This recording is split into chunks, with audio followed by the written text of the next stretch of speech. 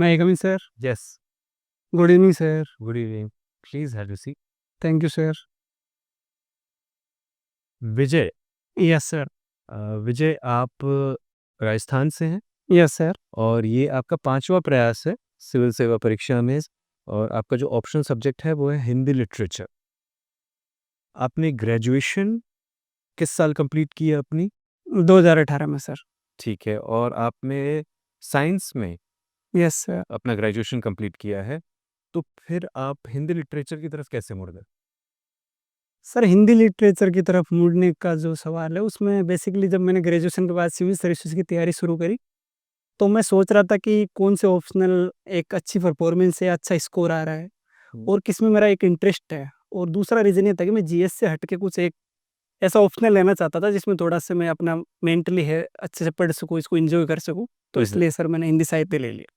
अच्छा, आपको क्रिकेट देखना और खेलना दोनों पसंद है। Yes, sir. तो एक क्रिकेट टीम में आपका क्या रोल होता है? सर, एक क्रिकेट टीम में मैं जनरली ऑलराउंडर के तौर पे खेलता हूँ और मैंने लीडरशिप रोल भी निभाया क्रिकेट की हुँ। टीम में। अच्छा, आप कैसे ऑलराउंडर है? बैटिंग ऑलराउंडर या बॉलिंग ऑलराउंडर? सर, मैं बैटिंग ऑलराउंडर मानता हूँ खुद को। अच्छा, आप कुछ ऐसे बैटिंग ऑलराउंडर्स के बारे में बता सकते हैं जो कि महान खिलाड़ी रहे हैं? सर, बैटिंग ऑलराउंडर में महान खिलाड़ियों में कपिल देव, इयान बोथम और इमरान खान। ये तीनों बैटिंग ऑलराउंडर हैं? सर, मुझे लगता है इयान बोथम और इमरान खान बैटिंग ऑलराउंडर है। इमरान खान बॉलिंग ऑलराउंडर है। और कपिल देव? हाँ, सॉरी सर, मैं गलत डायरेक्शन में चला गया, मुझे लगता है। हाँ। बैटिंग ऑलराउंडर में सर अभी वर्तमान में हार्दिक पांड्या को बैटिंग ऑलराउंडर कहेंगे हुँ, हुँ। और नीतीश रेड्डी, इसके अलावा बेन स्टोक्स। मैंने महान खिलाड़ियों के नाम बोले हैं, अगर आप कुछ गिना सकते हैं जो अब रिटायरमेंट ले चुके हैं? सर, साउथ अफ्रीका से लॉन्स क्लूजनर थे। हुँ, हुँ। उन्हीं के देश के एक और हैं महान बैटिंग ऑलराउंडर। सर, सोन पॉलक, सॉरी, जैक कोलिस। ठीक है। फ्लाई स्लिप क्या होता है क्रिकेट में? कौन-सा पोज़ीशन होता है क्रिकेट फील्ड पे फ्लाई स्लिप? सॉरी सर, मुझे एग्जैक्ट आइडिया नहीं है, लेकिन थर्ड स्लिप के बाद जो गली के पास स्लिप रखी जाती है, मुझे लगता है वो फ्लाई स्लिप होनी चाहिए। कितने तरीके से आप आउट हो सकते हैं क्रिकेट में? गिनाते जाइए। यस सर, क्रिकेट में बोल्ड आउट हो सकते हैं, एलबीडब्ल्यू, कैच, इसके अलावा रन आउट, हुँ। इसके अलावा हम यदि बॉल को यदि बॉल रन कर रहे हैं और यदि बॉल बीच में आई और उसको रोक लिया, उसको मैं याद नहीं कर पा रहा क्या बोलते हैं, लेकिन उसके द्वारा भी आउट हो सकते हैं हम। अच्छा। हाँ। टाइम आउट क्या होता है? सर, टाइम आउट अभी जो 2023 में वर्ल्ड कप हुआ था, उसमें आईसीसी ने रूल बनाया था कि एक 1 मिनट के अंदर बैट्समैन को पोजीशन लेनी होगी ग्राउंड में आके। यदि उसमें नहीं ले पाता है तो उसमें टाइम आउट हो जाएगा। लिस्ट ए और फर्स्ट क्लास, इन दोनों में क्या फ़र्क है? यस सर, आईसीसी के रूल्स के अनुसार जो ओडीआई गेम्स होंगे डोमेस्टिक लेवल पे, उन्हें लिस्ट ए कहा जाएगा और टेस्ट क्रिकेट को फर्स्ट क्लास कहा जाता है। टेस्ट मैचेस जब शुरू हुए थे, तो कितने दिनों के हुआ करते थे? सर, शुरू में तो कोई टाइमिंग फिक्स नहीं थी, जहाँ तक मैं याद कर पा रहा हूँ। बाद में 6 दिन के हुए थे और बाद में 5 दिन के हो गए थे। अच्छा। Yes sir. उम, अगर आपको अपने डिस्ट्रिक्ट में खेल-कूद को बढ़ावा देना यस सर। पड़ा एज़ अ सिविल सर्वेंट, जी। तो आप ऐसे 2 स्टेप्स बताइए, बड़ा ब्रीफली बताइए, जो आप लेंगे? सर, पहला स्टेप मैं लूँगा, ब्लॉक लेवल पे एक स्टेडियम होना चाहिए फर्स्ट क्लास, वो ठीक है। एक तरीके का। दूसरा सर, मैं स्कूलों को जोड़ लूँगा। हुँ। एक पूरा चैनल बना लूँगा कि स्कूल के बच्चे कैसे ब्लॉक लेवल तक खेलेंगे और जिला लेवल तक खेलेंगे। ठीक। धन्यवाद विजय। Thank you sir. ये कृषि पे टैक्स लगना चाहिए यानी कृषि इनका आय पे? सर, कृषि पे टैक्स लगाया जा सकता है, जो किसान जिनकी इनकम ज़्यादा है, तो उनको हम टैक्स ब्रैकेट में शामिल कर सकते हैं सर। लेकिन सर 85% किसान स्मॉल एंड मार्जिनल है, तो जनरली अधिकांश किसान हम इस कैटेगरी में नहीं मार पाएँगे। हुँ। अच्छा, आपने अपने ऑप्शंस जो दिया है उसमें आईएएस को और आईपीएस को अलग-अलग, जैसे आगमुट को आपने उसमें 3 दिया है, इसमें 2 दिया है, ऐसा क्यों किया है? सर, मैंने जब सीनियर्स से और जो ऑलरेडी सिलेक्टेड है उनसे डिस्कशन करा, तो उन्होंने कहा कि पुलिस के लिए आगमुट कैडर बेटर है, लेकिन यदि आईएएस के लिए प्रॉपर कैडर बेटर रहेगा, तो उन्होंने फिर पंजाब की सलाह दी, तो पंजाब डाल दिया सर। एक कमिश्नरेट सिस्टम ऑफ पुलिसिंग क्या है? उन्होंने आपको एडवाइस उस पर ही उसी लिए दिया होगा कि दिल्ली अगमुट में ये है, तो हाँ, क्या है वो? यस सर, कमिश्नरेट के सिस्टम के बारे में बताया था उन्होंने कि जनरली जहाँ पे कमिश्नरेट सिस्टम होता है वहाँ पे आईपीएस या एसपी के पास मजिस्ट्रियल पावर आ जाती है, तो डिसीजन मेकिंग काफ़ी आसान हो जाती है बजाय कि हम डीएम के साथ मीटिंग करेंगे उसके हिसाब से। तो राजस्थान में म्यूज़िक की विशेषताएँ बतलाइए। वो तो बड़ा कलरफुल प्रांत है वो। यस 2-4 सर, राजस्थान का जो म्यूजिक है, लोक संगीत जिसे हम कहेंगे, फोक म्यूजिक, उसकी विशेषता सबसे बड़ी है कि जो मारवाड़ी लैंग्वेज है, वो एक वहाँ पे काफ़ी अच्छी मानी जाती है। दूसरा जो म्यूजिक है उसमें जो वाद्य यंत्र इस्तेमाल करे जाते हैं, सारंगी, अलगोजा और तबला, इसके अलावा जैसे एक और बीन, तो ये इसके लोक संगीत को अच्छा बनाते हैं। तीसरी विशेषता इसके साथ जो नृत्य प्रोग्राम होते हैं उनमें जो कलरफुल ड्रेसेस पहनी जाती है, तो इसके कारण लोक संगीत सर काफ़ी अच्छा माना जाता है। डेज़र्ट फेस्टिवल किस महीने में होता है? यस सर, डेज़र्ट फेस्टिवल या मरु महोत्सव हम कहें तो वो जनरली सर्दियों के टाइम फरवरी के टाइम पे होता है सर। वो कोई डेट फिक्स्ड होता है या क्या है उसका? कैसे उसको उस डेट को तय करते हैं?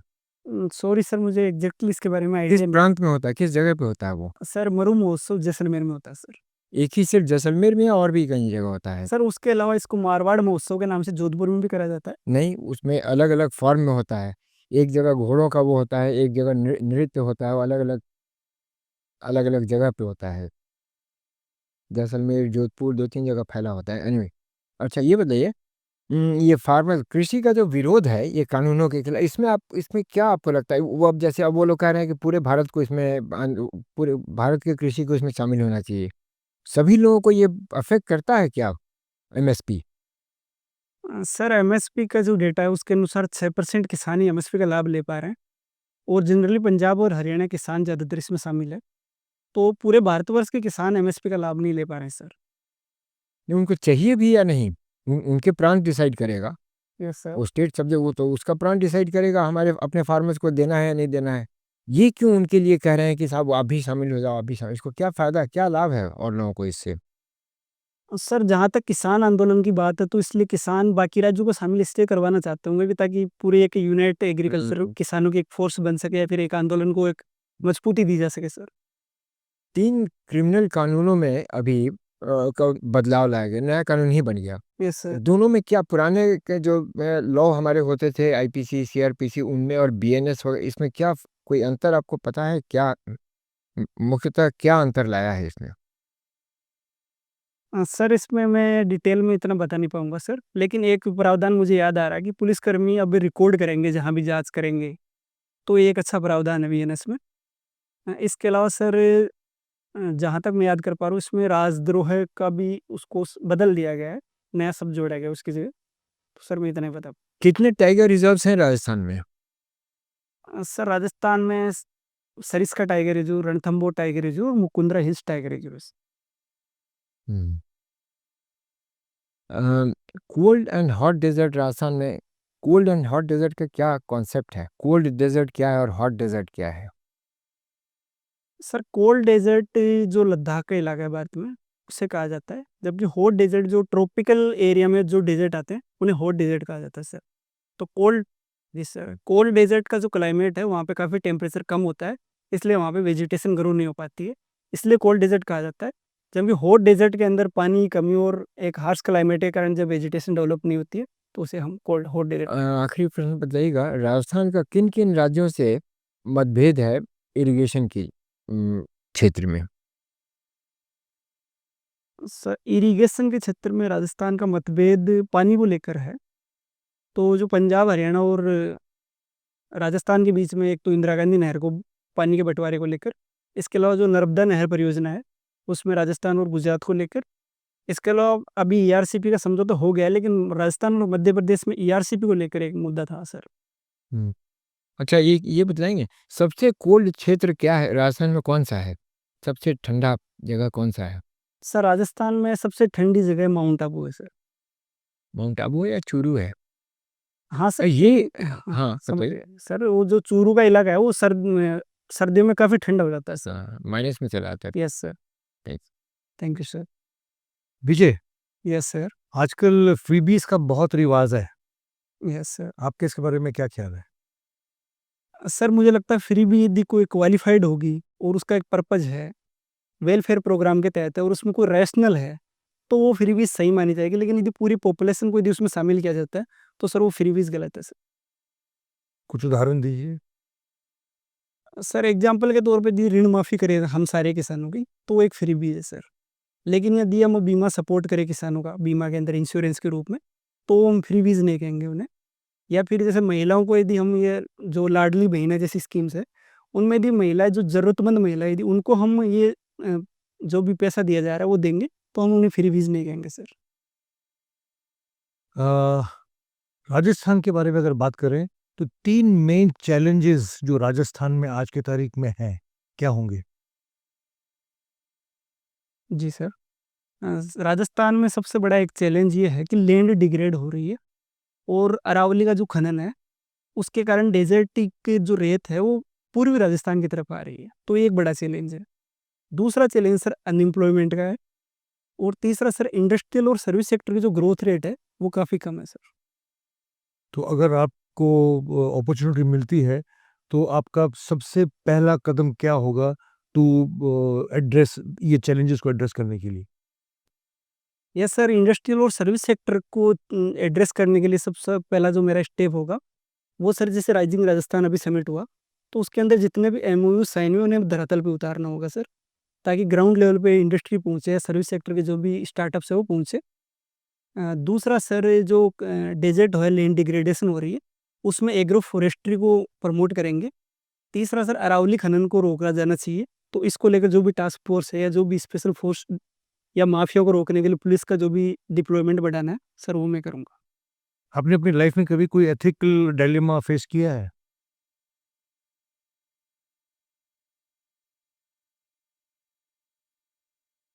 सर फेस किया लेकिन एग्ज़ाम्पल्स याद नहीं आ रहे मुझे। Okay, thank you. Thank you sir.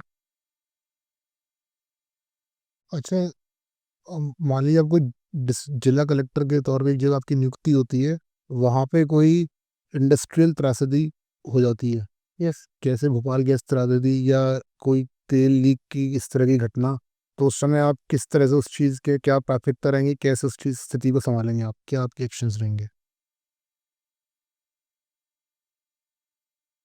Ji sir, यदि मुझे इन्फॉर्मेशन मिलती है कि इंडस्ट्रियल डिज़ास्टर हो गया और कोई लीकेज हो गया है, तो मैं सबसे पहले कंपनी का जो मैनेजमेंट है उससे कॉन्टैक्ट करूँगा और मैं उनसे जानूँगा कि स्थिति कितनी गंभीर है और यदि स्थिति बहुत ज़्यादा गंभीर है, तो जो भी हेल्थ के रिगार्डिंग जो भी स्टेप्स लेने हैं या आस-पास के लोगों को इवैक्यूएट करना है वहाँ से, वो स्टेप मैं तुरंत लूँगा।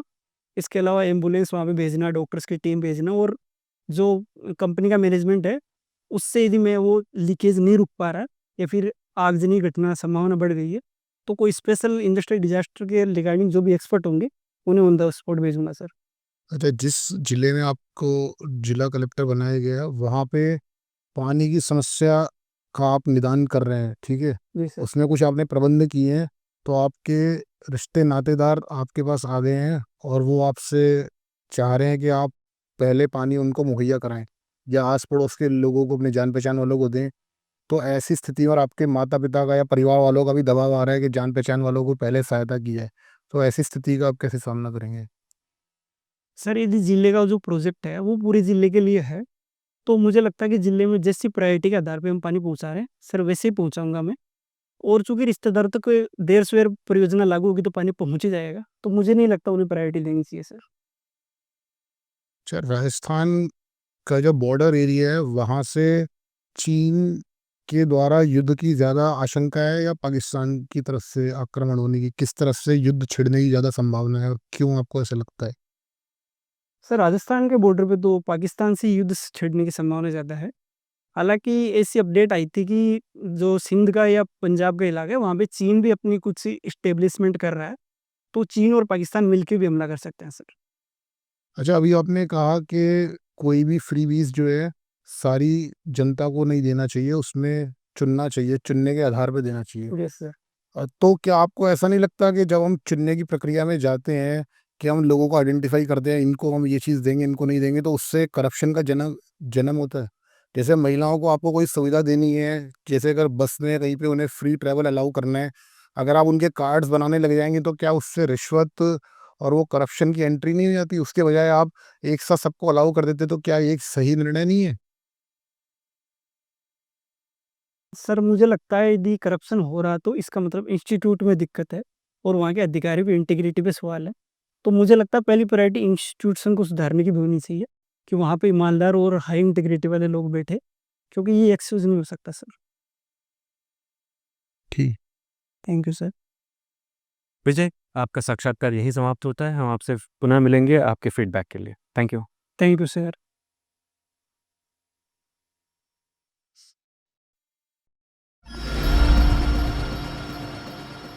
सर। यस,